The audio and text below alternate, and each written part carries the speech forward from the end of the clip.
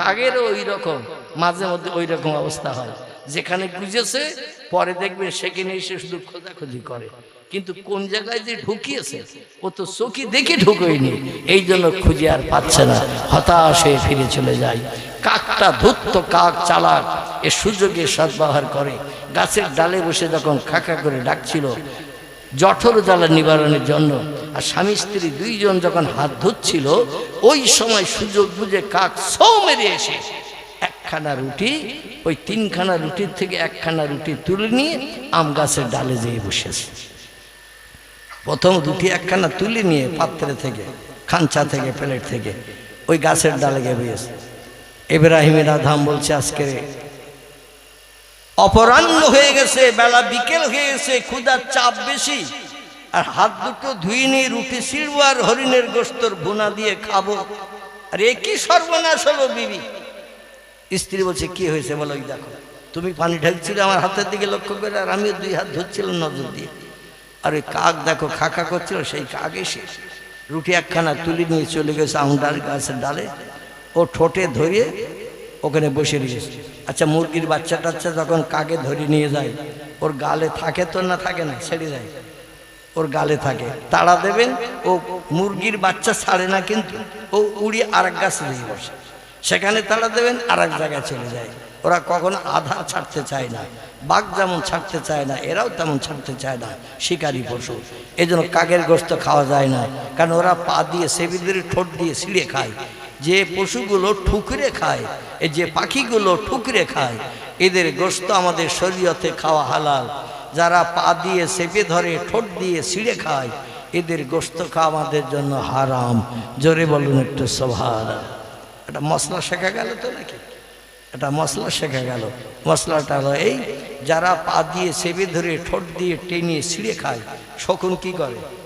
ওই একই তো, চিল, বাজ পাখি, দেখবেন এরা সব ওই পা দিয়ে চেপে ধরে, ঠোঁট দিয়ে ছিঁড়ে। কাক পাখি এরা সব একই। এই জন্য এদের গোস্ত আমাদের খাওয়া যাবে না। তবে যারা ঠুকরে খায় তুলে, এদের গোস্ত আমরা খেতে পারবো, শরীয়তে হারাম নয়। তবে কিছু পাখি আছে ঠুকরে খেলেও ওরা নোংরা খায়, খুব নোংরা খায়। এই জন্য দ্বিধাদ্বন্দ্ব বশত, আমাদের শিজ্ঞান বশত আমরা ওই সমস্ত পাখি খাওয়া হালাল হলেও আমরা খাই না। বাদশাহ ডেকে বলে, বিবিরে, কাকের এত বড় আসপদ্দা, সারাদিন অনাখারা রাজদরবারে জনগণ নিয়ে বিচার আচার করছিল, আজকে লোকজনের চাপ ছিল বেশি, বাড়ি ফিরতে দেরি হয়ে গেছে, আর আমার 3 সের দিয়ে গাওয়া ঘি দিয়ে বানানো 3খানা রুটির নসের ঘি শেষ হয়ে গেল, 3খানা পরোটা রেডি, আর কাক একখানা তুলে নিয়ে চলে গেল। এটা আমার পক্ষে মেনে নেওয়া সম্ভব নয়। এই বিবি, তীর ধনুক কোথায় আছে বার কর। স্ত্রী বলছিল, ওই তো বেড়ার গায়ে আপনি তীর ধনুক রেখে দেন, আবার ওখান থেকে নিয়ে আপনি জঙ্গলে পশু শিকার করতে যান। বলে, তীর ধনুক দে, কাকের আমার রুটি খাওয়ার স্বাদ মিটিয়ে দেব। আর কোনো জায়গায় জায়গা পাইনি, আজকে আমার দুপুরের খাওয়াও ভক্ষণ করার জন্য তুলে নিয়ে গেছে। স্ত্রী বলছেন, আপনি একটু তাড়া দিন, হয়তো রুটি ফেলে দিয়ে যেতে পারে। বলে, ওর নোংরা ঠোঁট জীবনে পানি দিয়ে ধোয় না, আরে ঠোঁটে আমার রুটি তুলে নিয়ে গেছে, ওই নোংরা ঠোঁটের রুটি আমি কোনোদিন খাবো না। বলে, তাহলে আপনি কেন তীর দিয়ে মারতে যাচ্ছেন, প্রাণনাশ করতে যাচ্ছেন? বলে, এই জন্য রে মারতে যাচ্ছি যেন আর কোনোদিন আমার এই রুটি দিয়ে ভাগ না বসায়, এখানে কোনোদিন উড়ে এসে যেন রুটি আর নিয়ে না যায়, এই জন্য যেখানে যাবে সেখানে যে ওর প্রাণনাশ করবো। ইব্রাহিম বিন আদমের বিবি তীর ধনুক এনে দিল, উনি তীর ধনুক নিয়ে কাকের পিছনে রওনা দিলেন। আচ্ছা, কোন একটা পাটকাঠি, কোন একটা কিছু কুঞ্চি যদি উঁচু করেন, কাগার বসবে, কিছু একটা উঁচু করে দেখাবে, ওরা এত ভীত, ওরা সঙ্গে সঙ্গে সেখান থেকে উড়িয়ে চলে যায়। কারণ যে কোনো জিনিস দেখালে ওরা ভীত সন্ত্রস্ত হয়।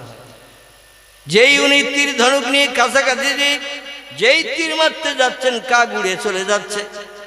বাদশাহ ইব্রাহিম বিন আদম বললেন, যাবি কোথায় তুই? যেখানে যাবে আমি সেখানে যাব। আগামীকাল যদি রাজদরবারে বিচার আচার না হয়, রাজদরবারে না যাওয়ার সুযোগ হয়, তা তো আমি রাজি। তবে আমার পরোটায় মুখ দিয়েছে, 9টা ধানের চাল কটা ধরে দেখিয়ে দেব। চলতে চলতে চলতে চলতে ইব্রাহিম বিন আদহাম মাটি দিয়ে যাচ্ছে তীর ধনুক হাতে নিয়ে। ওই কাকের দিকে লক্ষ্য করি, আর কাক উপরে কাকা রবে, ডাকতে তো আর পাচ্ছে না, কারণ ঠোঁটে রুটি।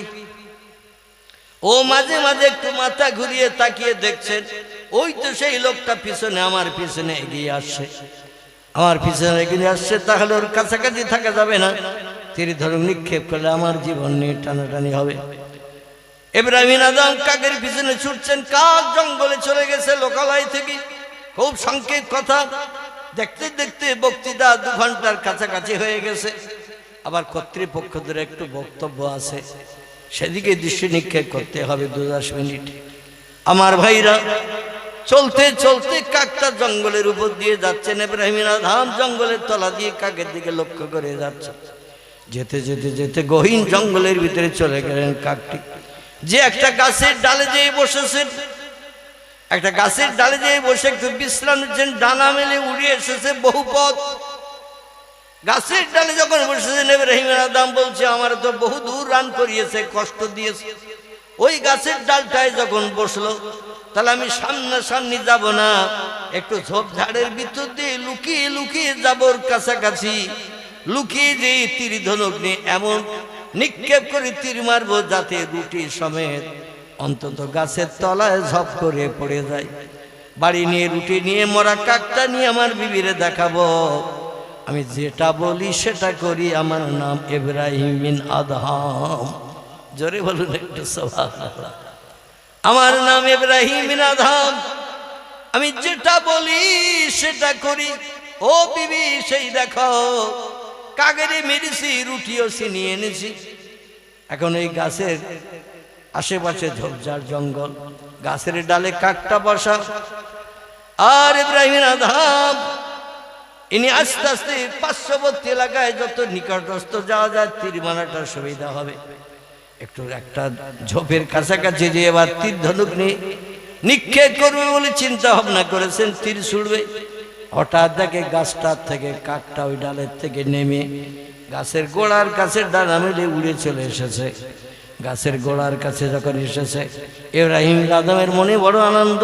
কাক তো আর গাছের ডালে নাই, এখন নিচে নেমেছে, মানে আমার খুব সুবিধা।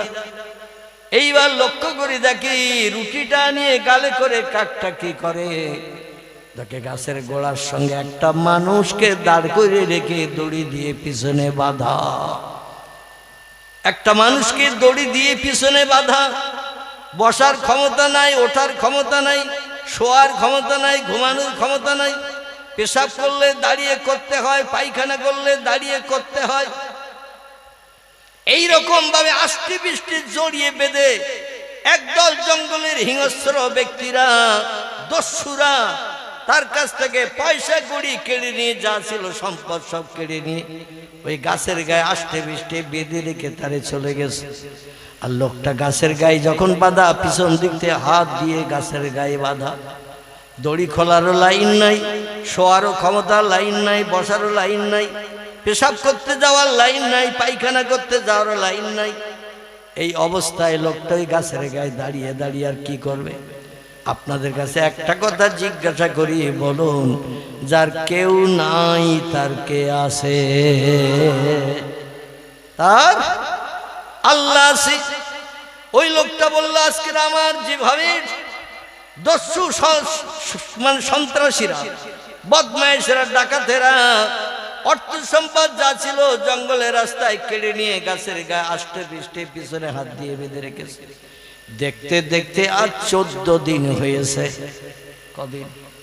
14 দিন হয়েছে এই গাছের গায়ে বাঁধা। লোকটি দেখলো জঙ্গলে এই রাস্তায় লোক চলে না, কেউ আমার সাহায্য করবে এমন সুযোগও নাই। অনেক মানুষ এই জঙ্গলে যায়, তবে দলবদ্ধভাবে যায়, একজন যায় না, কারণ দস্যুদের হাতে পড়ার ভয়। কোন লোকজন তো দেখছি না যেতে। আর আমাকে এই গাছের গায়ে দাঁড়িয়ে থেকে না খেয়ে পিপাসায় কাতর হয়ে মরতে হবে। যখন বান্দার কোনো উপায় থাকে না, তখন বান্দা শেষ বেলায় ডাকে কারে? ডাকে আমার আল্লাহরে।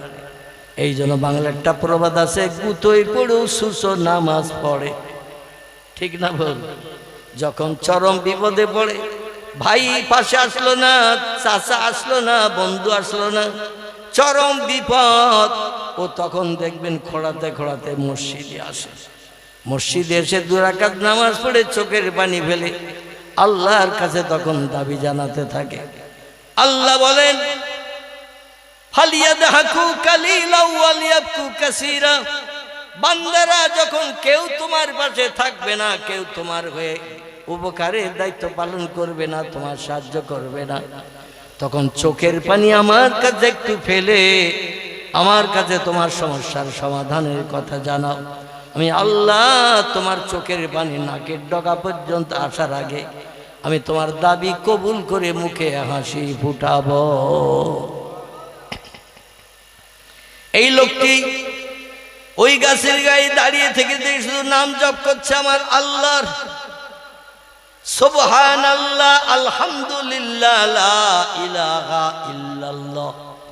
এইভাবে আল্লাহর নামের জপ জিকির করছেন 8 দিনের মতো। কদিন? 6 দিন দাঁড়িয়েছিল গাছের গায়ে, কোনো সাহায্যকারী পাই নাই। তখন চিন্তা করলেন আমার সাহায্য করার মালিক যিনি, তিনি হলেন আল্লাহ। এখানে লোকজন যখন কাউকে দেখছেন একটু আল্লাহরে ডাকি। 24 ঘন্টা আমার আল্লাহরে ডাকছেন রাত দিন। আল্লাহ বলছেন আমার রহমতের কাছাকাছি তুমি হয়ে গেছো, আর অসুবিধা নাই। জোরে বলুন সুবহানাল্লাহ।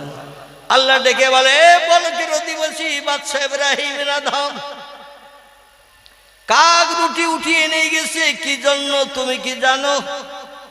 আসলে কাক দুনিয়ার কোন কাক নয়, ও হলো আমার রহমতের ফেরেশতা। একটু জোরে বলেন, আমার রহমতের ফেরেশতা। আমি ওই ফেরেশতাকে কাক বানিয়ে পাঠিয়ে দিয়েছি ইব্রাহিম আদমের বাড়িতে। কারণ 3 সের করে গাও ঘি দিয়ে বানানো পরোটা, আবার 3 সের ঘি দিয়ে নতুন করে বানানো আরেকখানা পরোটা।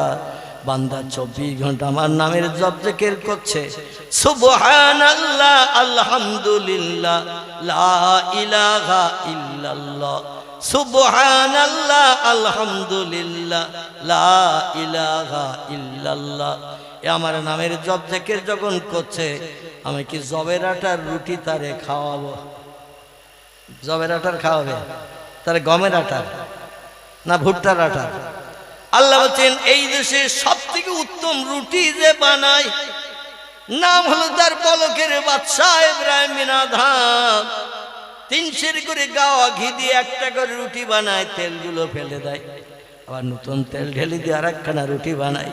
তুমি রাত দিন 24 ঘন্টা আমার নামে জপ জিকির করছো, এদেশের সব থেকে উত্তম খাবার আমি তোমারে খাওয়াবো।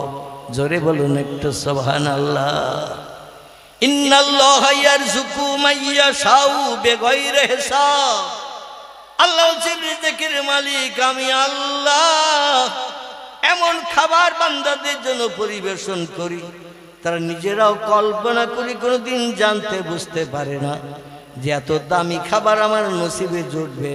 এটা ঘুণাক্ষরও মনের ভুলও তারা আশ করতে পারবে না। জোরে বলুন একটু সুবহানাল্লাহ। কাক রুটিটা ঠোঁটে করে নি ওই গাছের ডালে বসে থেকে একটু বিশ্রাম নিলেন, সীমিত সময় বিশ্রাম নিয়ে গাছের ডাল থেকে এবার নেমে ওই যে লোকটা গাছের গায়ে দড়ি দিয়ে বাঁধা, তার মুখের কাছে ডানা মেলে উড়ে ওই ঠোঁটটা তার মুখের কাছে দিয়েছেন। ও লোকটার 2টো হাত গাছের পিছনে দড়ি দিয়ে বাঁধা, কাকের মুখের থেকে রুটি নেওয়ার সুযোগ নাই। ওই যে কাকের মুখের ভিতরে রুটি লোকটার মুখের কাছে যখন দিচ্ছে, ওই লোকটা গাল দিয়ে রুটি কামড়ে কামড়ে নিয়ে ছোট ছোট টুকরো করে করে খাচ্ছে। জোরে বলুন একটু সুবহানাল্লাহ। বাদশা ইব্রাহিম আদম ছবির ভিতরে বসে তীর মানা তার মাথায় উঠে গেছে। বলে একই কাণ্ড করে, আমি চিন্তা করছিলাম কাকই খাবে আমার গাওয়া ঘি বানানো রুটি। এখন দেখছি এই গভীর জঙ্গলের ভিতরে ওই কাকটা উড়ে এসে যে গাছের গোড়ায় দাঁড়িয়ে রয়েছেন একজন আল্লাহর বান্দা, দড়ি দিয়ে 8টা পৃষ্ঠা বাঁধা, সেই গাছের ডাল থেকে উড়ে এসে শূন্যে ডানা মেলে হাওয়ায় তার মুখের কাছে রুটি দিচ্ছে। হাত দিয়ে নেওয়ার লাইন নাই, কাকেরও তো হাত নাই। আছে যে কাক মুখের থেকে হাতে করে নিয়ে ছিঁড়ে ছিঁড়ে দেবে, এর আছে নাকি হাত? কাকেরও তেমন নাই, লোকটারও তেমন নাই। এই রুটি যখন তার মুখের কাছে ধরছে, আর রুটি ওই রকম ওই লোকটির ঠোঁটের কাছে যখন লাগছে, একটু হা করে যতটা পাচ্ছে কামড়ে কামড়ে খাচ্ছে। লোকটা বলল, এই কাকটা জঙ্গলের ভিতরে একটা জিন্দা মানুষকে রুটি খাইয়ে এইভাবে জিন্দা রেখেছে, একটু সামনের দিকে এগিয়ে যেয়ে দেখি বিষয়টা কি।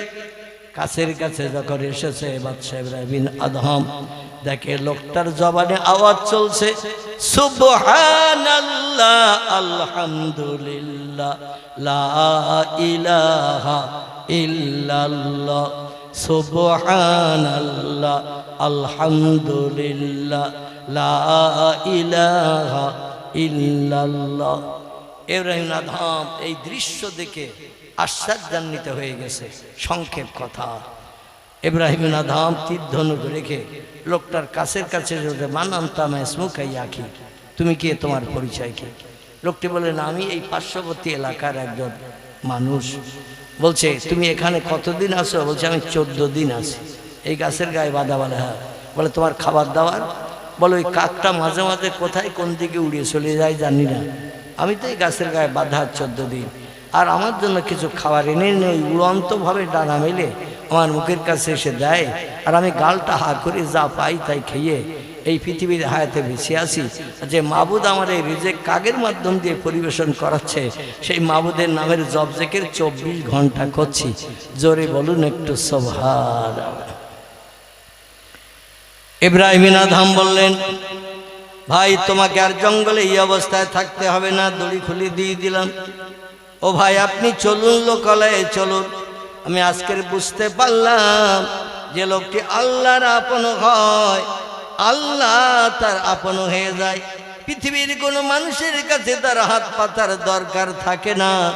জোরে বলুন একটু সুবহানাল্লাহ। এই দৃশ্য দেখে বালকের বাচ্চা ইব্রাহিম বিন আদহাম রাতের বেলা বাড়ি এসে একটা ছেঁড়া কম্বল বগল দাবায় নিয়ে, বিবি বাচ্চা একটা বাচ্চা ছিল তার 6 মাসের বাচ্চা, স্ত্রীকে রেখে উনি রাজ বিল্ডিং, রাজ বালাখানা, বিশাল এরিয়ার বাড়িঘর সব ফেলে রেখে চলে গেলেন তিনি জঙ্গলে। যে মালিক আজ গাছের গায়ে দাঁড়িয়ে থাকা লোকটারে এইভাবে কাকের মুখে খাবার দিয়ে পরিবেশন করায়, আমি দুনিয়ার জনগণকে খুশি না করে, দুনিয়ার জনগণের পরিষেবা না দিয়ে সে আল্লাহকে একটু আপন বানাবো। চলে গেলেন তিনি লোকালয় ছেড়ে এবার জঙ্গলে। জঙ্গলে যে এক সাগরের কিনারার ধারে বসে বসে আল্লাহ আল্লাহ নামের জপ জিকির করছেন। দেশে আর বাচ্চা নাই, বাচ্চা কোথায় গেল? চতুর্দিকে মন্ত্রী মহোদয়রা খোঁজ করা শুরু করেছেন। খুঁজতে খুঁজতে খুঁজতে খুঁজতে দেখে সাগরের কিনারায় বসে একজন ফকির সাহেব বসে বসে আল্লাহ আল্লাহ নামের জপ জিকির করছেন। আর ওই যে ছেঁড়া কম্বলটি নিয়ে গিয়েছিলেন, ওই ছেঁড়া কম্বলটি যেখানে যেখানে ছেঁড়া সুতা ছিল তার কাছে, তাই দিয়ে সেলাই করছেন। জোরে বলুন একটু সুবহানাল্লাহ। লোকজন যে দেখ একটা উলুক্ষ খুলক মানুষ, গোসল টোসল করা না, পরিবেশ খুব ভালো তার না, মাথায় লম্বা লম্বা চুল হয়ে গেছে, মানে জঙ্গলি মানুষের মতো দেখায়। জিজ্ঞাসাবাদ করা হলো, মানান্তা মেসমুকা ইয়াকি, কি আপনি আপনার নাম পরিচয় বলুন। উনি বলেন, আনা আব্দুল্লাহ, আমি হলাম আল্লাহর একজন বান্দা। বলে, আপনি আল্লাহর বান্দা, আমরাও আপনার বান্দা, কিন্তু আপনার এই দুনিয়াবি পরিচয়টা কি বলুন। উনি বলছেন, বাবারা দুনিয়াবি পরিচয় দিয়ে নিয়ে আর কি হবে? বলে, না একটু বলতে হবে, শুনবো। উনি বললেন, আমি হলাম পার্শ্ববর্তী এলাকার বলকের অধিপতি বাদশা ইব্রাহিম বিন আদহাম। বলে, আপনার তো খোঁজ করছি আজ 12 বছর ধরে। ক বছর? কখন রাতের বেলা পালিয়ে চলে এসেছেন বিবি বাচ্চা, রাজদরবার, রাজ বিল্ডিং সব ফেলে রেখে। আমরা খুঁজে খুঁজে খুঁজে 12 বছর হন্যে হয়ে গেছি, পাগল হয়ে গেছে, আপনার সন্ধান পেলাম। চলুন বাচ্চা নামদার, আপনার অভাবে দেশের জনগণ বিপদগ্রস্ত, মুসিবতগ্রস্ত, অসুখী তারা, তাদের সুখ সম্ভোগ আর নাই, জীবনে তাদের শান্তি নাই। আপনার আগমনের জন্য মানুষ সব পাগল পারা। উনি বললেন, তোমরা বাড়ি চলে যাও, তোমরা যে দেশের জনগণের সঙ্গে সদ সদ্ব্যবহার করো, সদাদর্শ তৈরি করো। আমি আর বাড়ি চলে যাব না, এই সাগরের কিনারাই হলো আমার খুব প্রিয় জায়গা। বলছে এখানে আপনি কি পান? এখানে তো রান্না বান্না নাই, খাবার দাবার নাই, কোনো কিছু নাই। এই ছেঁড়া কম্বল আপনি সেলাই করছেন, ছেঁড়া কম্বল। মাথায় আপনি কতদিন গোসল করেন না, তেল মাখেন না, তা ঠিক নাই। মাথার চুল সব লম্বা হয়ে জট হয়ে গেছে। উনি বলছেন তা তো আমার ভালো। বলে আপনার ভালোটা একটু পরিচয় দিন। বলছে তোমরা পরিচয় নেবে? বলে নাম হাত। বলে তাহলে আমার হাতের সুস্টার দিকে তাকাও। হাতের সুস্টার দিকে দেশের জনগণ, মন্ত্রী মহোদয়রা তাকিয়েছেন, সভাসদ বর্গেরা। সুস্টা নিয়ে বিসমিল্লাহ শরীফ পাঠ করে সাগরের পানিতে ফেলে দিয়েছেন। ওই সুস্টা যেই ফেলে দিয়েছেন, সঙ্গে সঙ্গে সুস পানির তলায় চলে গেল, ভারী সুস। বাদশাহ ডেকে বলছেন ইব্রাহিম আদম, মা তারা ইয়া কি দেখলে তোমরা? বলে আপনি একটা ভারী সুস ফেলে দিয়েছেন, পানির তলায় চলে গেছে, সেটা যাওয়ারই কথা। উনি বললেন তোমরা কি ওই সুসটা আমারে আবার তুলে এনে দিতে পারবে? ওই সুসটাকে আমারে তুলে এনে দিতে পারবে? ওরা বললো এই সাগরের পানির তলায় কত গভীর তাকে জানে, আর ছোট্ট সুস সাগরের পানির তলায় খুঁজে নেওয়া সম্ভব। বাদশা ইব্রাহিম আদম বলছেন তোমাদের পক্ষে যে কাজ করা সম্ভব, আমার আল্লাহর পক্ষে সেই কাজগুলো করা সব সম্ভব। আমরা যেটা চোখে দেখতে পাই না, সবার আগে দেখতে পাই কে? আমরা যে কাজটা তাড়াতাড়ি করতে পারি না, সবার আগে সে কাজটা করতে পারে কে? আমরা যে খবরটা তাড়াতাড়ি শুনতে পাই না, সে খবরটা সবার আগে শুনতে পাই কে? ইব্রাহিম আদম বলছেন আমি রাজবাড়ি বিবি বাচ্চা ছেড়ে এই সাগরের কিনারায় খুব ভালো আছি, সুস্থ আছি, স্বস্তিতে আছি। বলে তার বাস্তব নমুনা। বলে তোমরা সুস্থ আনতে পারবে সাগরের তলা থেকে? বলে অসম্ভব। উনি বললেন আমি আল্লাহর সৃষ্টি, এই সাগরের পানির মাছকে বলছি, এ সাগরের পানির মাছেরা, আল্লাহ সব সৃষ্টি যদি মানুষের উপকারের জন্য বানিয়ে থাকেন, ওমা মিন দাব্বাতিন ফিল আরদি আলাল্লাহি রিজকুহা, আল্লাহ যদি সব সৃষ্টির রিজিক পরিবেশন করে থাকেন, আর তাই খেয়ে যদি সব সৃষ্টি বেঁচে থাকে, শুধু তাই না, হুয়াল্লাযী খালাকা লাকুম মা ফিল আরদি জামিয়া, আল্লাহ বলছেন যা কিছু চোখে দেখতে পাও, যা কিছু চোখে দেখতে পাও না, সব সৃষ্টিগুলো আমি বানিয়েছি কেবল মানুষের উপকারের জন্য। জোরে বলুন একটু সুবহানাল্লাহ। সাগরে যত জীবজন্তু আছে সব মানুষের উপকারের জন্য তৈরি হয়েছে। আল্লাহর পাক কালাম কোরআনের কথা। এ দেশের সভাসদ বর্গরা, মন্ত্রী মহোদয়রা, এখানকে দাঁড়িয়ে থেকে সাগরের পানির দিকে তাকিয়ে দেখো। ইব্রাহিম আদম বললেন সাগরের মাছেরা, আমি যে সুসটা পানিতে ফেলে দিয়েছি, আমার এই সুসটা তোমরা একটু উঠিয়ে সাগরের কিনারা এনে দাও, আমার কম্বলের বাকি সেরাগুলো সেলাই করব। বিভিন্ন মাছ, ওরা সোনার সুস, রূপার সুস, বিভিন্ন নামি দামি কসমেটিকের বিভিন্ন নামি দামি জিনিসের সুসগুলো গালে করে নিয়ে নিয়ে সাগরের কিনারে এনে হাজির করছে।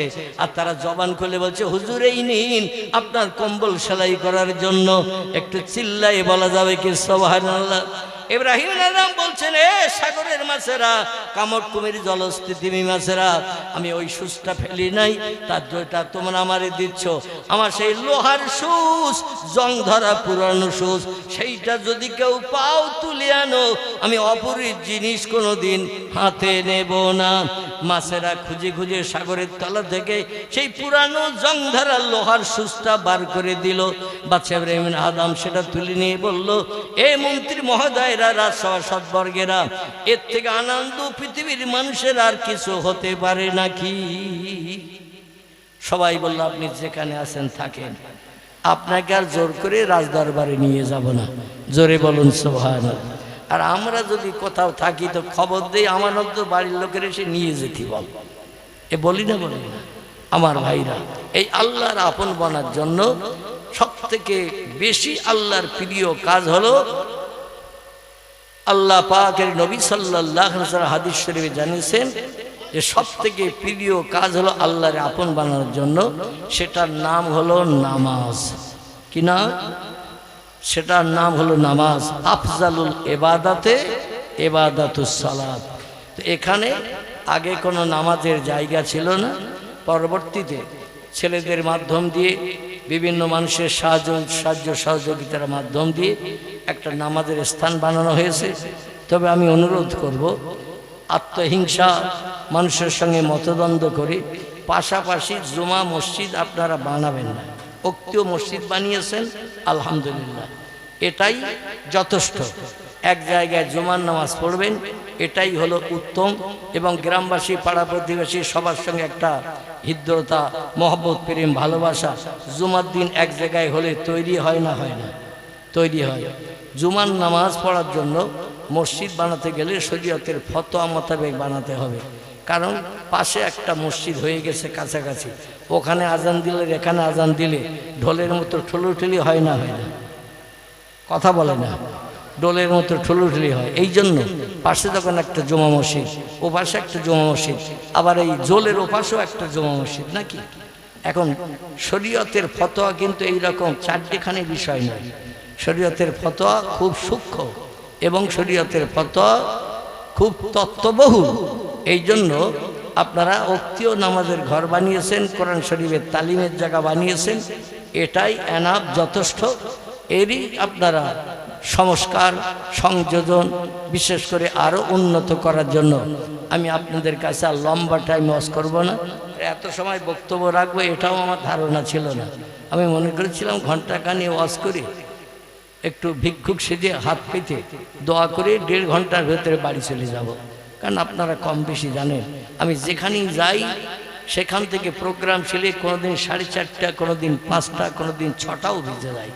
বাড়ি যেয়ে ইনসুলিন দেই নাভিতে, তারপরে দুটো খাই, রাতে 2 খাড়া রুটি খাই, আর দুপুরবেলা 2 চামচ ভাত খাই। জায়গা আজকে দুপুরে খেয়েছি, ভাত খাই, দুপুরবেলা 2 চামচ আপনাদের এখানে খেয়েছি আমার হাজী শামসুল ভাইয়ের কাছে। রাতের বেলা আমি কোনো ভাত টাত খাই না ভাই, 2 খানা করে রুটি খাই, বাড়ি যাব, খাবো। এখন আপনাদেরও বাড়ি পৌঁছানোর সুযোগ করব, আমিও চলে যাব। এখন এই যে এখানে উক্তিও মসজিদ বা একটা মক্তবখানা তৈরি করা হয়েছে, কোরআনী তালিমও হয়তো, নাকি? কোরআনী তালিমও হয়, আবার উক্তিও নামাজও হয়। মাঝখানে বর্ষার সময় আমাদের হাফেজ ইয়াকুব সাহেবের মাদ্রাসার ছাত্ররা এখানে এসে হাজির দিয়েছিল না, মানে ও এখানে পানি টানি বাঁধার কারণে। যাই হোক, আপনারা তাদের থাকার জায়গা দিয়েছিলেন, সুযোগ করেছেন। আমি এসে দেখছিলাম, বোধহয় কোনো একটা অনুষ্ঠানে এসেছিলাম, এসে দেখলাম মাদ্রাসার ছাত্ররা সব এখানে দিয়েছে। আল্লাহু আকবার।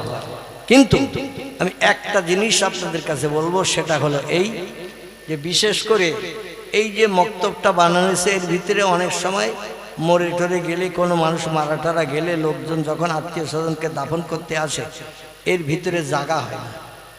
হয়? জায়গা হয়? হয় না। বাইরের লোকজন যখন অনেক আসে, জায়গা হয় না। আবার বর্ষার পানিও হয় অনেক সময় দাফন করতে যে, আর পানি মাঝে তো নামাজ পড়তে অসুবিধা। বাইরের বারান্দাটা কমপ্লিট আছে, উপরে মাথায় ছাতা নাই, এই বারান্দার মাথার উপরে ছাতা নাই।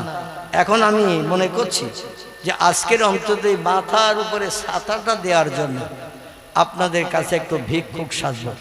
যত তাড়াতাড়ি দেবেন তত তাড়াতাড়ি গরম তাওয়ারুক আপনাদের হাতে পৌঁছাবে। আর যদি বলেন আমরা দিতে দেরি করবো, তাওয়ারুক যদি তাদের ইবাদত বন্দি আমার কাছে একেবারে দুধে ধোয়া মতো গ্রহণীয় হয়। কেন নবী বলছেন, আল কেসবু উম্মুজ্জনুব, মিথ্যা কথা যারা বলে এরা পাপের বংশ বৃদ্ধি করে।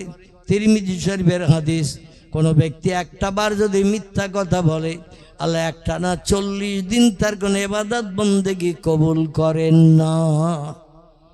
এই জন্য দুনিয়ায় যতদিন বেঁচে থাকবো সত্যের আশ্রয় নিয়ে চলবো, সত্য কথা বলবো, মিথ্যার আশ্রয় নেব না। জোরে বলুন একটু আমিন। 3 নম্বরে আল্লাহ বলছেন ও শাহাদা, আর যারা ইসলামের জন্য, কলেমার জন্য, মসজিদের জন্য, মাদ্রাসার জন্য, নবী সুন্নত টুপি মাথায় রাখতে যে, নবী সুন্নত দাড়ি মুখে রাখতে যে, নবী সুন্নত হাঁটুর নিচে লম্বা জামা গায়ে দিয়ে রাস্তাঘাটে চলতে যে, কোনো ভিন ধর্ম শত্রুতা মনোভাব পোষণ করে যদি তার প্রাণ নাশ করে দেয়, ওই লোকটি আল্লাহর দরবারে হিসাব নিকাশবিহীন জান্নাত হালাল বানাবে। জোরে বলুন একটু সুবহানাল্লাহ। আল্লাহর কাছে ওই লোকটি প্রিয় পবিত্র বান্দী হিসাবে বিবেচিত হবে। 4 নম্বরে আল্লাহ পাক কোরআনে বলছেন অসলেহীন, সব সময় যে লোকটির কাজ হবে ভালো কাজ করা, আমলে সালেহা, নেক কাজ করা, ভালো কাজ করা, সত্য কাজ করা, ইসলাম শরীয়তের পূর্ণ পায়বন্দি হয়ে চলা। এই কাজটা যে লোকটি জীবনের সঙ্গে সম্পর্ক তৈরি করে ভালো কাজের পিছনে ঘুরবে, খারাপ কাজের ধারে পাশে যাবে না। আল্লাহ বলছেন উলাইকা কাল আনাম, ও দুনিয়ার মানুষ একদল মানুষ যেমন আমার কাছে পশুর থেকে নিকৃষ্ট হিসাবে বিবেচিত, আবার একদল মানুষ আমার কাছে আনআমাল্লাহু মিনান নাবিয়্যিন ওয়াস সিদ্দিকিন, আর এক দলের মানুষ আমার কাছে হলো ইনাম তওবা গিফট পাওয়া লোক। এরা হলো চারটি দলের লোক। একটা দলের নাম নবীর দল, একটা দলের নাম সত্যবাদীর দল, একটা দলের নাম শহীদের দল, একটা দলের নাম হলো আমলে সালেহাকারীর দল। ভালো কাজ করা ছাড়া কোনো খারাপ কাজের ধারে পাশে যায় না, খারাপ কাজ পছন্দ করে না, খারাপ কাজের দিকে ফিরেও তাকায় না। এরা আল্লাহর কাছে প্রিয়। আল্লাহ বলছেন উলাইকা, ও দুনিয়ার মানুষেরা তোমরা শোনো, তারা হলো রফিক, তারা হলো আমি আল্লাহ আমার কাছে বন্ধু সমতুল্য। জোরে বলুন একটু আমিন। এবার আপনাদের কাছে একটা ছোট্ট প্রশ্ন করি। দেখতে দেখতে বক্তৃতা 1.5 ঘন্টার উপরে হয়ে গেছে। আমার ভাইরা, একটা ছোট্ট প্রশ্ন করি। ফুরফুরার পীর আবু বকর সিদ্দিকী রাহমাতুল্লাহ আলাইহি ভালো লোক ছিলেন না খারাপ লোক ছিলেন? সকলে একমত? আমরা ওনারই মতাদর্শে চলি না অন্য কোনো মতাদর্শে চলি? ফুরফুরার আবু বকর সিদ্দিক আল কুরাইশি রাহমাতুল্লাহ আলাইহির মতাদর্শ দুধে ধোয়া মতাদর্শ, যে মতাদর্শের ভিতরে শস্য দানা পরিমাণ কোনো নাপাকির লেশ মাত্র নাই। জোরে বলুন একটু সুবহান। কত বড় আল্লাহওয়ালা, আল্লাহ প্রেমিক ছিলেন তিনি। নোয়াখালীর আলেম হাফেজকারীরা তারে প্রকৃত পীর না ভণ্ড পীর যাচাই করার জন্য এসেছে আলেম হাফেজকারীরা। এসে বলছেন হুজুর, আমাদের এলাকায় একটা যুবক ছেলে হঠাৎ ইন্তেকাল করেছে, মারা গেছে। আপনি এসেছেন আমাদের নোয়াখালীতে, আমরা খবর শুনলাম, এই জন্য আমরা এসেছি আপনার কাছে। জোহরের নামাজ বাদ জানাজা হবে, রাতের বেলা এই এলাকায় বড় জলসা হবে, প্রোগ্রাম হবে, হাজার হাজার মানুষের সমাগম হবে আপনার মুখনিসৃত বাণী শোনার জন্য। হুজুর, আপনি এসেছেন যখন আমাদের এলাকায়, আমাদের এই যুবক ভাইটা হঠাৎ ইন্তেকাল করেছে, হার্ট অ্যাটাক করে দম বন্ধ হয়ে মারা গেছে। হুজুর, আমরা গোসল করিয়ে কাপড় পরিয়ে খাটিয়ায় তুলে রেখে দিয়েছি, শুধু আপনাকে একটু এসেছি ডাকতে। আপনি একজন ওলি মানুষ, আল্লাহওয়ালা মানুষ, আমাদের যুবক ভাইয়ের জানাজাটা একটু পড়িয়ে দিয়ে আসেন।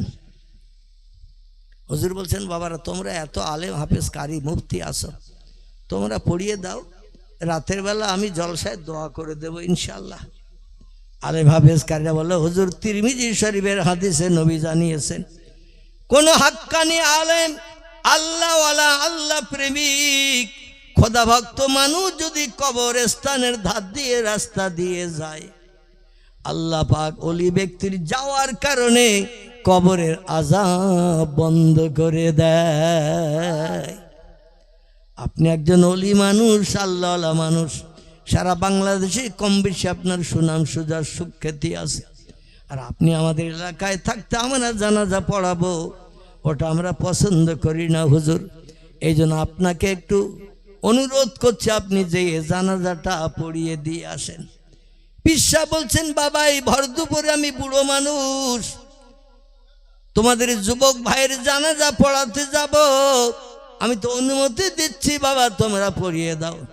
রাতের বেলা জলসা হওয়ার শেষে দোয়া করব যখন, তখন তোমার যুবক ভাইয়ের জন্য একটু দোয়া করো, আল্লাহ তার জীবনের অপরাধ ক্ষমা করে দিয়ে কিয়ামত পর্যন্ত তার কবরকে যেন জান্নাতের বাগান বানিয়ে দেন।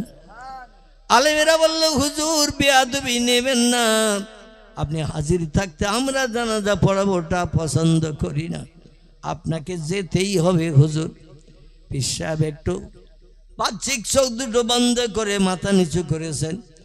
অনেক আলেম ওলামা আমি যেটা বলি সেটা শোনে, এরা নাসর আমার না নিজে কেন ছাড়বে না, বিষয়টা আমার একটু অবগত হতে হবে। আমরা বাহ্যিক যেটা বুঝি, আভ্যন্তরীণ সে বিষয়টা অন্য রকম হয় না, হয় না। আমার ভাইরা মাথা নিচু করে বাহ্যিক চোখ দুটো বন্ধ করে পীর আবু বকর সিদ্দিক আল কুরাইশি নিজের অন্তরের চোখ চালিয়ে দিয়েছেন সেই খাটিয়ায়। জোরে বলুন সুবহানাল্লাহ। খাটিয়ার কাছে অন্তরের চোখ চালিয়ে দিয়ে দেখে হাজার হাজার মানুষ অপেক্ষায় দাঁড়িয়ে আছে। ফুরফুরার পীর সাহেবকে ডাকতে গেছে আলেম মুফতিকারীরা, আর উনি এসে জানাজা পড়াবেন, তারপরে লাশ কবরে দাফন করা হবে। কিন্তু ঘটনাটা কি হলো জানেন? আলেম মুফতিকারীরা সব পরিকল্পনা নিয়েছে, ফুরফুরার পীর যদি পীর হয় তাহলে উনি অ্যাডভান্স তথ্য জানিয়ে দেবেন, আর পীর যদি না হয় তাহলে আমরা পরীক্ষায় জয়ী হয়ে যাব। ওরা আসলে কবর টবর কিছুই খুঁড়িনি, আর যুবক ছেলেটা আদৌ মরেনি। যুবক ছেলেটা আদৌ মরেনি, কবরও কিছু খুঁড়িনি। ওরা একটু পরীক্ষা করবে উনি সত্য পীর না ভণ্ড পীর। সত্য পীর যদি হয় তাহলে উনি তথ্য দেবে তোমাদের ভাই মরেনি, আমারে কেন নিয়ে যাচ্ছ। আর যদি ভণ্ড পীর হয় আমরা বললেই চলে আসবে জানাজা পড়াতে, তখন আমরা প্রমাণ করব দিনে দিনে চলে যাও নোয়াখালী ছেড়ে, তোমার মতো ভণ্ড পীরের ওয়াজ জনগণকে শুনতে দেব না। জোরে বলুন একটু নাউজুবিল্লাহ। পীর সাহেব অন্তরের চোখ চালিয়ে দিয়ে দেখলেন একটা মানুষকে সাদা কাপড় পরিয়ে খাটিয়ায় শোয়ানো আছে, আর আশেপাশে লোকজন এসে বলছে তোর কোনো অসুবিধা হচ্ছে না তো? যে লাশ সে আসলে জিন্দা, ওরে খাটিয়ায় শোইয়ে কাপড় পরিয়ে মাথার দিকে একটা গিরো, কোমরের কাছে একটা কাপড় গিরো দেওয়া হয় না সুতুলি দিয়ে, আর পায়ের দিকে কাপড়গুলো এক জায়গায় গোটা করে পায়ের পাতার বাইরে একটা সুতুলি দিয়ে গিরি দেওয়া হয় তো নাকি? এখানে দেয় তো নাকি? কবরে লাশ সইয়ে দেওয়ার পর আবার গিরো করা সব খুলে দেয় তো নাকি? না রেখে দেয়? খুলে দেয়। এখন ওর কাছের কাছে এসে বলছে ভাই পীর সাহেব তো এখন আসেনি, দুপুর রৌদ্র, তো তোর কাপড়ের ভিতরে কোনো অসুবিধা হচ্ছে না তো? যদি অসুবিধা হয় তাহলে কাপড় আলগা করে দেই, আর হুজুর যেই কাছাকাছি আসবে তখন একটু ঢেলে দিয়ে হালকা করে গিরিয়ে দিয়ে রাখবো কাপড়, যাতে তোর শ্বাস নিঃশ্বাসে কোনো কষ্ট না হয়। ও বলছে আমার কোনো অসুবিধা হচ্ছে না, আমি খুব ভালো আছি। বলে থাক, হুজুরকে ডাকতে গেছে, আসবে যখন কাছাকাছি তখন একটু নিশ্চুপ থাকবি, যেন মাথাটা নাড়াবি না। মাথাটা নাড়ালে হুজুর বুঝতে পারবে, জানাজা পাঠ করবে না। এই জন্য 2-1 মিনিটের জন্য একটু থাকবি, আর জানাজা পড়তে খুব বেশি সময় লাগে না, শুধু আল্লাহু আকবার, আল্লাহু আকবার, আল্লাহু আকবার, আল্লাহু আকবার 4 তাকবীর দিতে হয় না? 4 তাকবীর দিয়েই আসসালামু আলাইকুম ওয়া রাহমাতুল্লাহ, আসসালামু আলাইকুম ওয়া রাহমাতুল্লাহ, জানাজা হয়ে যায় তো নাকি? এবার কবরে নিয়ে লাশ নামানো হবে, দাফন হবে, মাটি দেওয়া হবে, তারপরে আপনজন আত্মীয় স্বজনেরা আল্লাহর কাছে একটু হাত তুলে দোয়া কামনা করেন। এটা আমাদের দেশের নিয়ম তো নাকি? সব জায়গায় একই নিয়ম। এখন হুজুর আসছে ওদের সঙ্গে, আর ওরাও আসে। লাশের কাছাকাছি আসার আগে আলেমদের বুদ্ধি যুক্তি অনেক প্রখর। এরা বলছে হুজুর যদি বেয়াদবি না নেন একটা কথা বলি। পীর সাহেব আবু বকর সিদ্দিক বলছেন বাবা কি বলতে চাইছো বলো। বলে হুজুর হাজার হাজার লোক দাঁড়িয়ে আছে, কাতার দিতে সময় লেগে যাবে, এই জন্য আপনি যাচ্ছেন তাই 2-3 জনকে আগে একটু পাঠিয়ে দিতে চাই।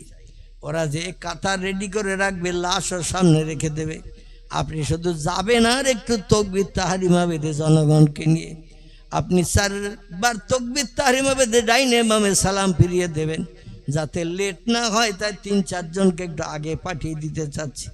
পীর সাহেব বললেন বাবা যাওয়ার পরে কাতার দেবে, লোকজন দাঁড়াবে, সময় লাগবে, আর দুপুরের প্রচণ্ড রৌদ্র চলছে, তাহলে তোমরা যে সিদ্ধান্ত নিয়েছো সিদ্ধান্তটা ভালো। যাও বাবা 2-3 জন আগে যাও, 3-4 জন আমার সঙ্গে থাকো, আমার একসঙ্গে যে হাজির দেব সেখানে। হুজুর যাওয়ার আগে সব কাতার রেডি, লাশও খাটিয়ায় রেডি, কাপড়ের মাথার দিকে, কোমরের দিকে, পায়ের দিকে 3টে সুতলি দিয়ে গিরো দেয়া।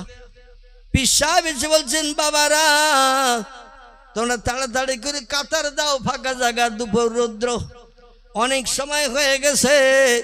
আল্লাহ নবী বলেছেন কোনো মানুষ ইন্তেকাল করলে, মারা গেলে খুব তাড়াতাড়ি তার দাফন কাফনের কাজ করবে, আর একটা কাজ একটু তাড়াতাড়ি করবে, মেয়ে এবং ছেলে বিবাহের যোগ্যা হয়ে গেলে তাড়াতাড়ি বিয়ে দেবে, মান সম্মান নষ্ট হওয়ার আগে। নবী বলছেন মানুষ মারা গেলে তাদের জানাজা নামাজ পড়িয়ে লাশ পচার আগে তাড়াতাড়ি কবরে দাফন করে দেবে। আর ছেলে মেয়ে যুবক যুবতী হয়ে গেলে এদের মান সম্মান নষ্ট হওয়ার আগে বিয়ে শাদী দিয়ে দেবে। আমার ভাইরা, এখন পীর সাহেব কেবলা জানাজার নামাজের পাঠিতে যায়, নামাজে দাঁড়িয়ে যে নিয়ত করে নিয়ে আল্লাহু আকবার বলে তাকবীর তাহরিমা বাঁধলেন।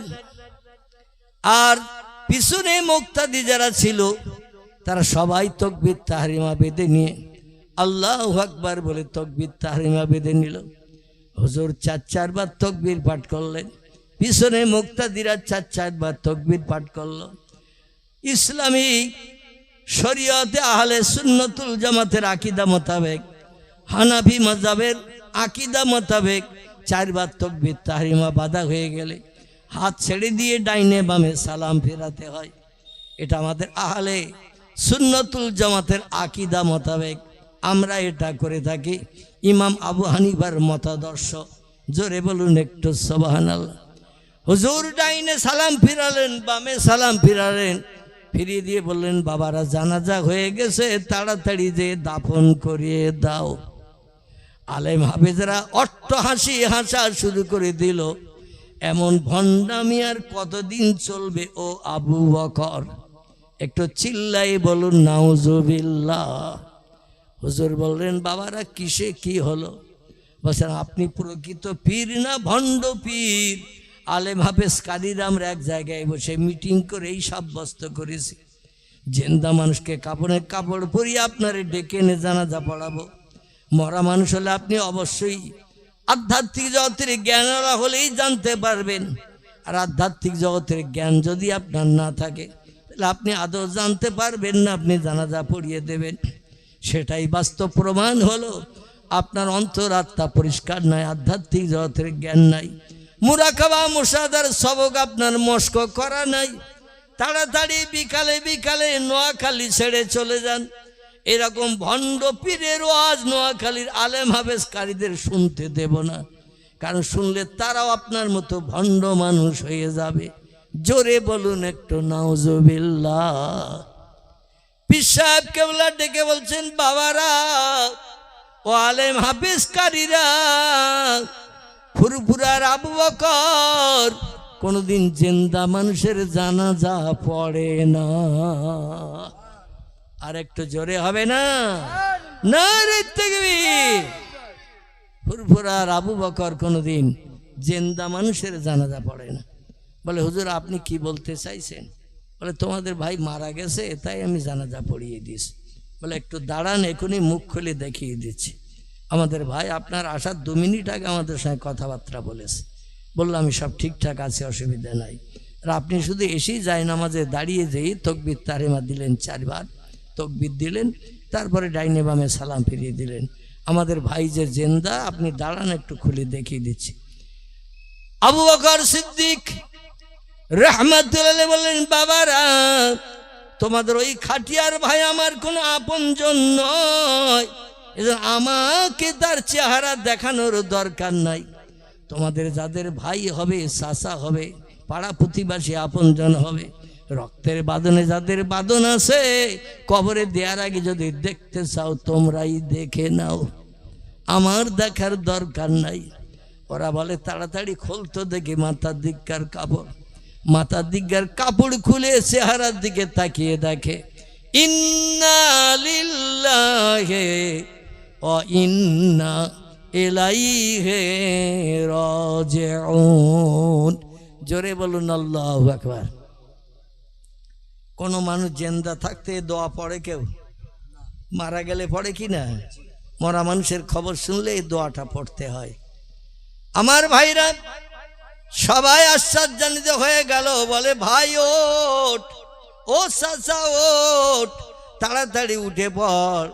আমরা পীর সাহেবের পরীক্ষা নিরীক্ষা করে নিস, কিন্তু কারো ডাকে আর ভাই সাড়া দেয় না। শুধু পীর সাহেব একটু দোয়া করেছিলেন, আল্লাহ তোমার বান্দা আবু বকরকে কোনোদিন তুমি অপমান করো নাই। ওরা জোর করে আমার দিয়ে ওর জিন্দা ভাইয়ের জানাজা পড়াতে নিয়ে যাচ্ছে। আবু বকর যদি ইবাদত বন্দেগী করে রাত জেগে ঘুম হারাম করি বিবি বাচ্চার মায়া ছেড়ে তোমারে যদি খুশি করে থাকে, তোমার বান্দা আবু বকরকে তুমি একটু খুশি করি আল্লাহ। আবু বকরের মুখে জানো আল্লাহ কোনো ব্যক্তি দুঃখ ভরা চেহারা দেখতে না পায়। আল্লাহ পাক রব্বুল আলামিনের নবী বলছেন, মান কানা লিল্লাহ, যে লোকটি আল্লাহর আপন হয়ে যায়, কান আল্লাহু লাহু, আল্লাহ তার আপন হয়ে যায়। শুধু একটু জানাজায় দাঁড়িয়েছেন, তাকবীর তাহরিমা দিয়েছেন 4 বার, আল্লাহু আকবার করে 4 বার তাকবীর পাঠ করেছেন। এরই ভিতরে আল্লাহ পাক আজরাইলকে পাঠিয়ে দিয়ে শুধু একটু চাবি মোড়া দিয়ে কাজটা করিয়ে দিয়েছেন। আজরাইল যখন কোথাও আসে কজন দেখতে পায়? আজরাইল, আরে যে মরে সে তো দেখতে পায়, যে মরে সে দেখতে পায়। তিরমিজি শরীফের হাদিস, নবী বলছেন মানুষটা যদি আল্লাহওয়ালা আল্লাহ প্রেমিক হয়, আজরাইলকে বন্ধুর মতো চেহারায় দেখতে পায়। আর যে মানুষ খোদাদ্রোহী হয়, বেঈমান হয়, আজরাইল ভয়ঙ্কর চেহারা নিয়ে তার সামনে এসে দাঁড়ায়, বিকট খারাপ ভয়ঙ্কর চেহারা নিয়ে এসে দাঁড়ায়। আল্লাহ পাক আমাদের সকলের মরণ তো একদিন করবে নাকি? এই জন্য আমাদের সামনে যেন আজরাইল আমাদের মনের মানুষ বন্ধুর মতো চেহারা নিয়ে আমাদের দেহ থেকে প্রাণটা বার করে নেন। সকলে বলুন আমিন। লোকজন ডেকে বলল, হুজুর আমরা ভুল করেছি, বেয়াদবি করেছি, আপনি আমাদের ভাইকে আবার একটু আল্লাহর কাছে দোয়া করে যাতে আমাদের ভাইটা জিন্দা হয়, বাপ হারা এতিম না হয়, মা হারা সন্তান না হয়, একটু দোয়া করে দেন। পীর সাহেব বললেন, বাবা আমি তো ঈসা নবী নই। কি বলেছিলেন? বলছে, বাবা আমি তো ঈসা নবী নই। ঈসা নবী কবরস্থানে ধার দিয়ে যেত, লাঠির ঘা মারত, আর 400, 600, 1000, 4000 বছর আগের কবরস্থ ব্যক্তি কবর থেকে জিন্দা ঠেলে উঠত। জোরে বলুন সুবহানাল্লাহ। ঈসা নবী দুনিয়া থেকে চলে গেছে, তার মোজেজা ওই লাঠি, যে লাঠি কবরে বাড়ি মারত, সেই লাঠি বাড়ি মারার সঙ্গে সঙ্গে মরা মানুষ জিন্দা হতো। সে লাঠি ঈসা কবরে নিয়ে চলে গেছে। আল্লাহ সেই মোজেজা, সেই কারামাত আমাকে দেন নাই।